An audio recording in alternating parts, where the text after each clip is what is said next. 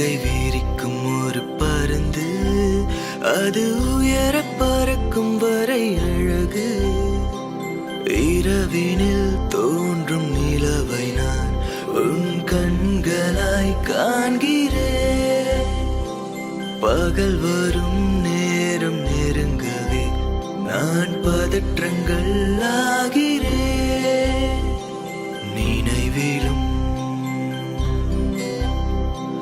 கனவிலும் கலந்திடும் காதலே.